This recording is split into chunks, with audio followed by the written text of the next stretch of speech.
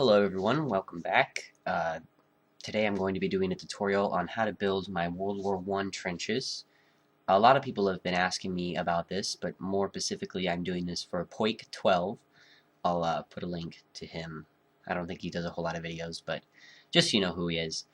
So the first thing we want to start out with is how big do you want your trench? And really the question is how big can you make your trench? Because you probably want to make it as big as possible. You can make it one-sided, two-sided, three-sided if you're into that kind of stuff. So just get that idea what you want. Right now you might not know how many pieces you have to make the trench, but after this video you should get a better idea of what your restraints are. Now you can use any colors you want, but I'm going to be using some of these earth tone colors.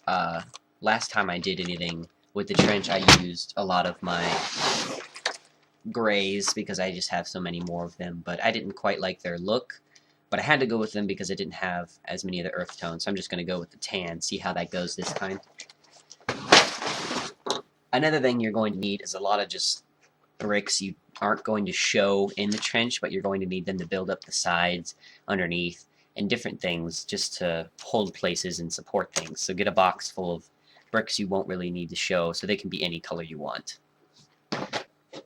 So obviously the first thing we want to do here is build up the base of the trench. So take some of those just plain old pieces you need and build those up so you can form the bottom of your trench.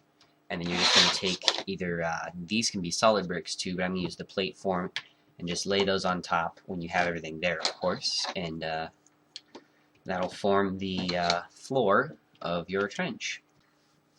So here we have the floor base of our trench. Obviously yours is going to be bigger, or however big you want it to be. Next up, we're going to have to build the walls of the trench, so add one more layer of your plain old bricks on the side, and then you're going to, from there, build up with the same color as your floor, or whatever tones you want to use. And your trench usually will be about 5 or 6 high. Just get a Lego person out and see how many you'll need. Lego people are usually about 4, 4.5.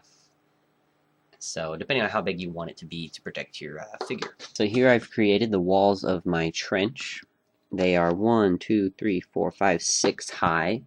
So if you're going to do a trench this big and you want there to be kind of a lip for your soldiers to stand on, you can start that up 2. And then you're going to use a double block so that the colors don't overlap, because then if you look in, you'll see a split of where, and you can see the blocks underneath. And you're going to have a single, and then another double, and then a single. So I did a little bit of modifying to work in a ladder here to the trench. It's not too big of a deal. I had to redo everything, so if you want to put these in, kind of plan ahead.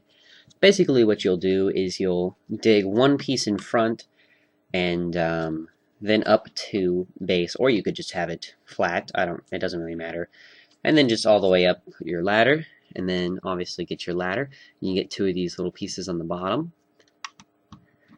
Stick it in there, and if you want, you can put this little pole on the top so it'll stay in better. Okay, so I've added a few more things to make it look like a trench.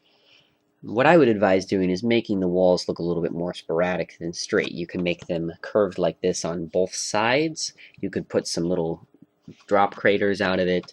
Here I've just put one little piece that's out of place. Do what you can to make it look more rugged, because remember, these were built by hand and they were very hastily built. So our next part is no man's land. Now for this part I've just used these plates to expand off the main trench. But if we're going to build, say, 100 meters of no man's land, we're going to need a lot more plates. Now there's 2 different methods you can use to build your no man's land. Either one of them is good. It just depends on what pieces you have.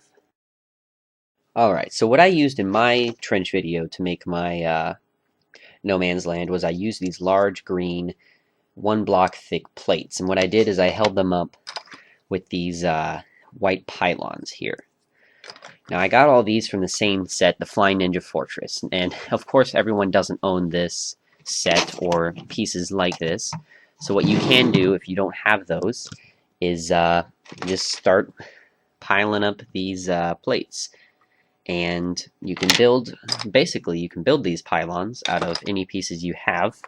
Just take some bricks you got, build those up, and use them as support. Now make sure this pylon holds up both this plate and this plate. So I'm going to need one more piece here.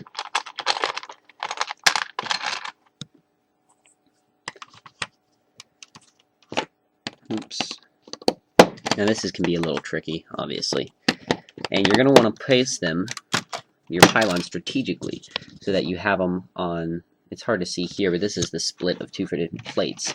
So you can have them support as many of these ground plates as possible and use the least amount of pieces.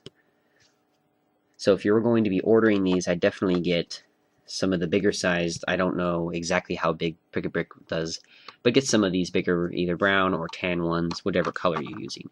And if you're going to use these, I would suggest lowering them one plate below your ground surface here on the trench. That way you can put other plates on them that are going to be colored, because obviously no man's land is in green. Alright, and the second method I was talking about is that you could build, technically, you could build the terrain sloping down to this plate and just have this be the ground. The only problem with that is then you can't make any craters, and there's a big, just like, your trench is almost just like a big hump in the ground. Which, I mean, is okay if you don't have the pieces, but just doesn't look the greatest and isn't exactly realistic. But it is an option. And no man's land is going to be relatively flat, except for you might want to throw in some blast craters. This is just an example of one. Of course, use like black or brown earth tone pieces to show the blast crater. But basically what you're going to do is you're going to start with a stage in the bottom and just kind of bloom your way out. Make sure to provide support for everything.